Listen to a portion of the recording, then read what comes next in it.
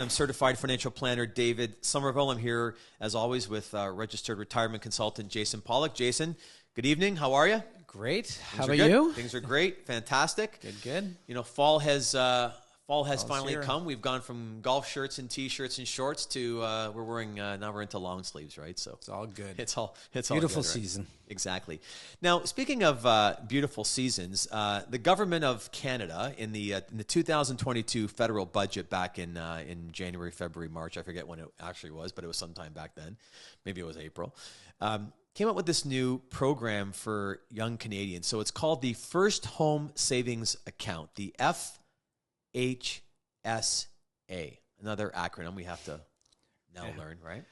So what this is this. This is the new tax-free first home savings account. So it's an incredible option for those out there right now that want to get into the housing market. So it's designed for first-time buyers. It's going to hit the scenes in 2023, Jason. So we haven't seen the actual date that it's going to be up and running for our clients, but it looks as though it's going to be hitting in 2023. And the purpose of this new account, it's an incredible deal, right? It's going to provide first-time home owners in Canada a place to save up to $40,000, so they can put away $40,000 without any tax implication for the purpose of buying their first home. So what they're going to do is, much like an RSP, they're going to make the contribution to the plan annually.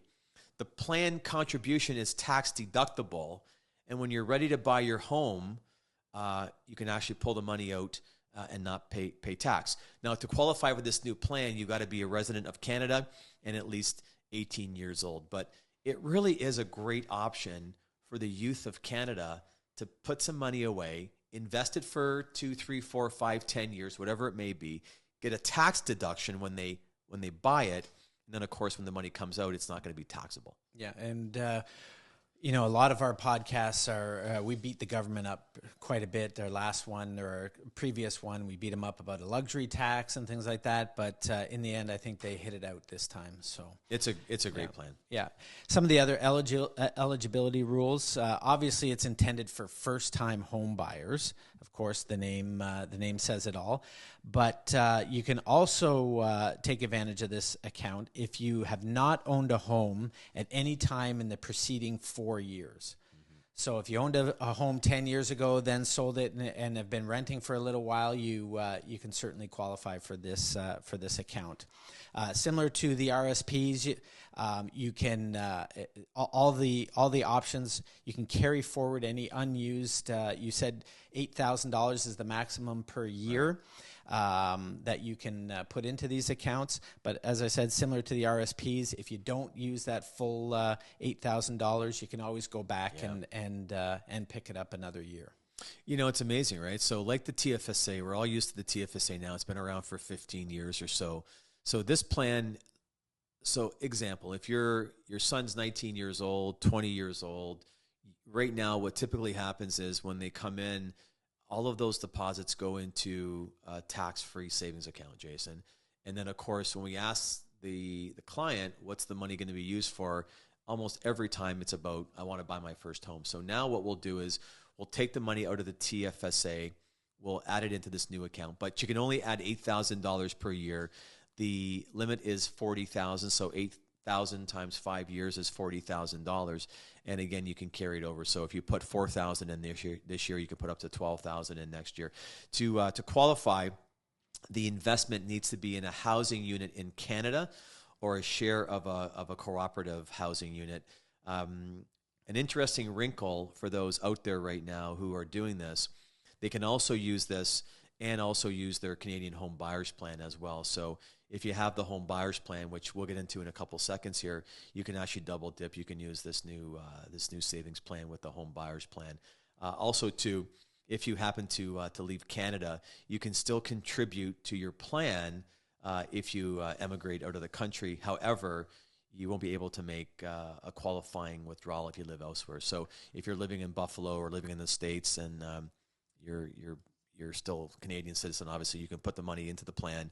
But again, you're going to have to use this for that first home. So it's a great deal by the government.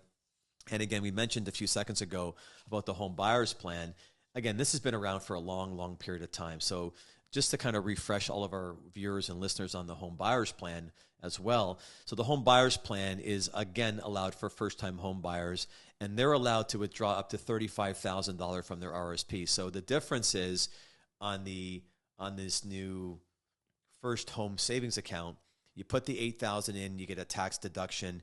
When you take it out, it's non-taxable.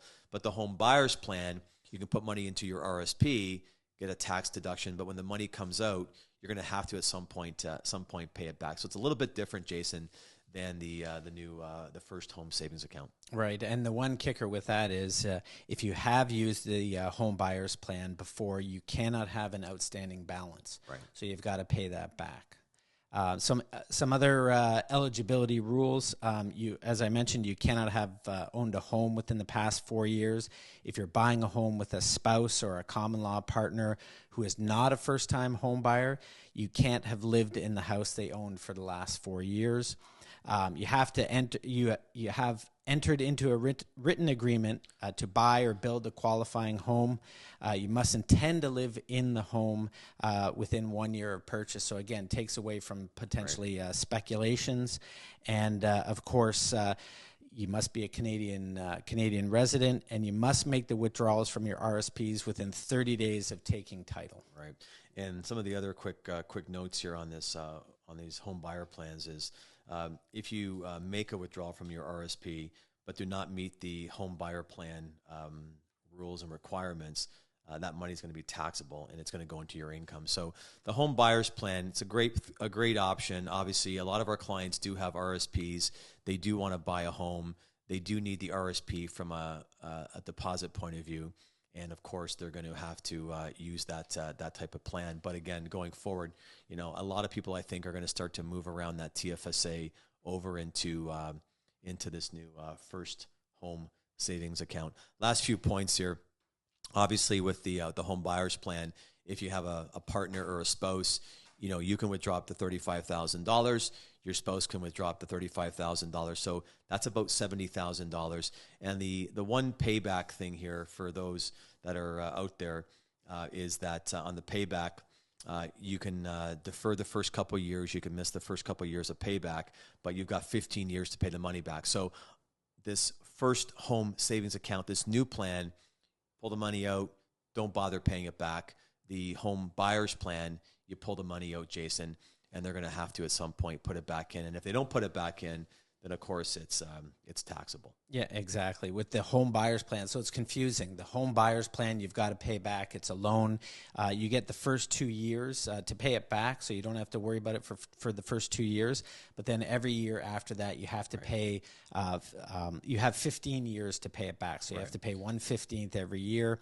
And if you don't pay it back, then it just goes on your income for that year. Exactly. So the point is, we've gone into a lot of different acronyms here. You've got the first home savings account. You've got the first-time buyers plan. They're both great programs.